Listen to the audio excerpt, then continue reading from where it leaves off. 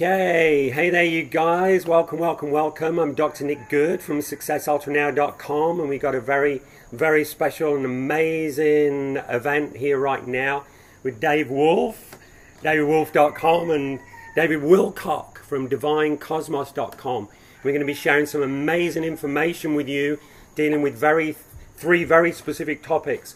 One, talking about what's happening in the world right now. Two, why is it happening? And what can we do about it?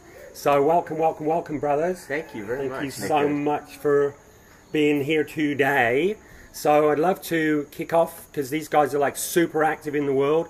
Dave Wolfe's traveling almost constantly, spreading his message.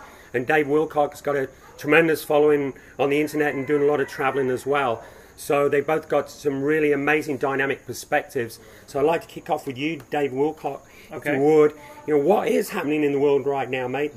Like sort of leading edge of the revelations that are bubbling up onto the surface of current affairs that really are disturbing a tremendous amount of people. What's going on? If you only focus on the disturbing aspect, then you lose track of what the greater context is of these experiences we're having, which ultimately revolves around the fact that these prophecies were given to us thousands of years ago. And the prophecies specify that we're going to go through a time that's very scary, but that the ultimate objective of these times is to crack the shell that we formed around our hearts. So in the process of what we feel to be fearful events, we are actually seeing a revelation of our own personal character deficiencies. When we have a deceptiveness in ourselves, then there are deceptive elements that show up in the world, in the governments, in the educational system, the legal system. I mean, a lawyer is really laughed at right now because it's kind of like he'll just do whatever is going to pay the bills. You know, it doesn't really involve justice. It just involves who can win an argument when it's pretty much a toss-up one way or the other. So the greater context of what appears to be just a very tumultuous time in the world is that we're actually going through a galactic process in which the energy of the galaxy expands in spherical ripples through the cosmos. It intersects with the solar system in given organized periods of time. It then causes interplanetary climate change. I've done extensive work to show that all the planets and the sun are going through climate change similar to the Earth.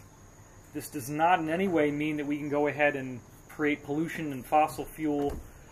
We should not be on oil. We should be on a much more clean, renewable energy source. But it's important to keep the context clear, which is that this solar system change is not cataclysmic.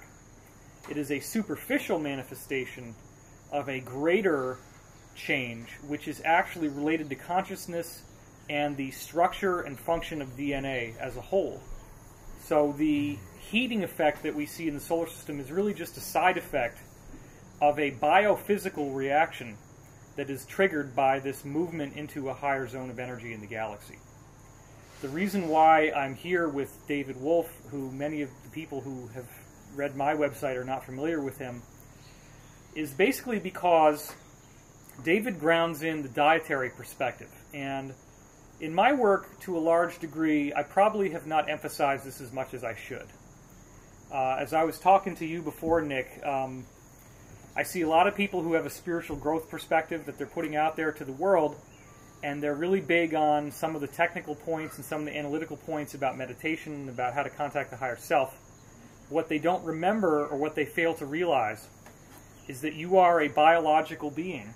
And up until the last few hundred years, you've had to live, your bodies have had to live in a world where violent things could happen to you spontaneously, where you could be ripped apart by wild animals, you could be attacked by Bedouins or some sort of bandits that would just rip your caravan apart and kill you.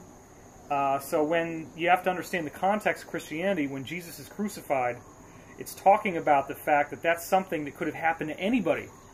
And so the whole idea was that he was trying to inspire you so that if that happens to you, that when it does, that you're not going to be terrified, that you're going to be able to move into a place of relative calm even in the face of what appears to be very destructive activity. Let's just recap there on what you just said, so we can keep that Sure. that theme going. Everything is basically an initiation for consciousness, and it has a tremendous form, and the form at the moment is kind of shocking. The form of crucifixion is definitely shocking, but you can transcend that if you have the biotechnology to do that. So let's just bring in avocado here, because he's been the champion for the nutrition all the way through. And when we think about the old yogic paths, because obviously the yogis and individuals that kind of separated themselves from mainstream societies where it was violent and conflict onto some kind of practice to vibrationally liberate themselves from life. They were very keen on not eating food that had the vibrations of the world in it. And you've been a champion for this natural nutrition for a long time. So how does that really dovetail with the evolution of this biology of human being?